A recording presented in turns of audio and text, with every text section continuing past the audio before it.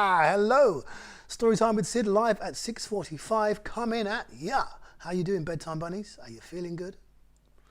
I certainly hope you are, and I hope you've had a wonderful day. It's been a bit grey today, but don't worry, the sunshine is coming. I think it's going to be with us tomorrow. So look forward to that.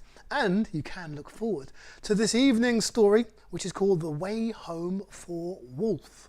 It's a nice story. I think you're going to like it.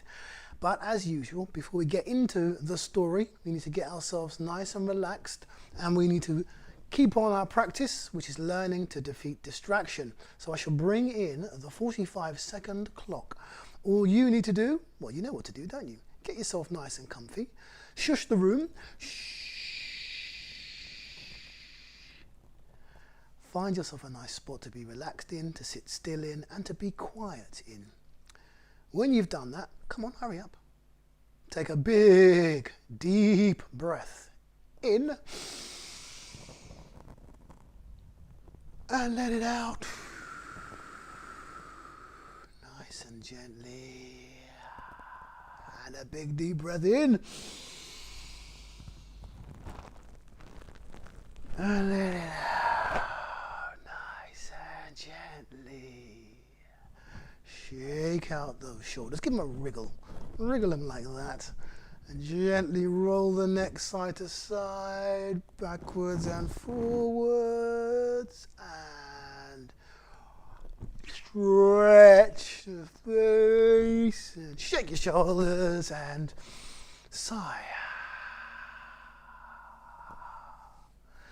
Now, are you feeling relaxed? Good, because we haven't even started defeating distraction yet. Let's get that clock going for 45 seconds, still and quiet. Oh, clock didn't start. Give that another go. Hold it. Okay.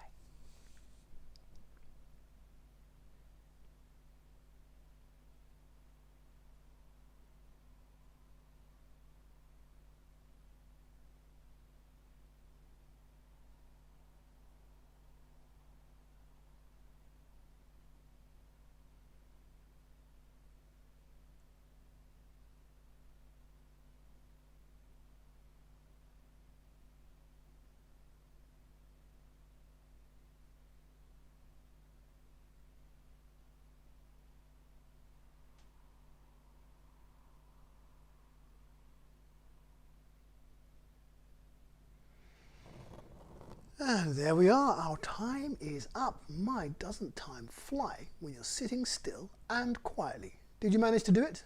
Well done to you if you did, and a thumbs up from me for everyone who's there trying. By the way, do you like the effects on my screen? The shimmering hearts of love? Do you like those? They're good, aren't they? Now, shall I put something on my face? How about, or around my face I should say, how about a banana skin on the head? We like that, don't we? There's a banana skin on my head for tonight's story. Now, you're sitting comfortably and relaxed, of course, so we shall get to it. Let's bring in the picture page and The Way Home for Wolf by Rachel Bright and Jim Field, published by Orchard Books. As a rainbow of lights flickered soft in the night, dusting diamonds of ice in a desert of white, the wild whipping wind, it whistled its tune to a howling of wolves and a shimmering moon. And the loudest aroo! You have a go? Go. Aroo! And the loudest aroo in this echoing song was a wolfing called Wilf at the heart of the throng.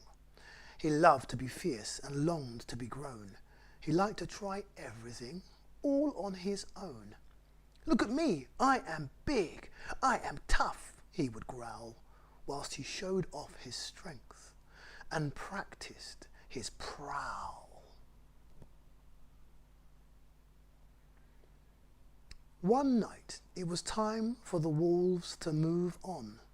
New folks had moved in, and their shelter was gone. So they left right away to find a new cave. They would have to walk far, and they'd have to be brave. "Let's go," shouted Wilf. "I am ready to lead." You're too small, laughed the wolves. It's an elder we need. One day, they advised, you will guide from the front. I suppose, muttered Wilf, with a huff and a grunt. They struggled through snow as high as their flanks, and leapt over rocks as they scaled icy banks. Wilf gave his all to keep pace and keep up, but strong-willed as he was still just a pup. He kept dropping back with each clamber and climb as the pack journeyed further away all the time. Exhausted and breathless, he strayed off the track when a blizzard blew in and he was lost his way back. Wolf longed to howl, "Help!" and to holler it loud, but his throat was too hoarse and his heart was too proud. He lay on the tundra, his tail curled up tight. A blanket of stars was his bed for the night. Until crack went the ice, crack and creak. Wolf jumped to all fours with a deafening shriek. He stuck out the claws on every limb. He had to hold on because wolflings can't swim.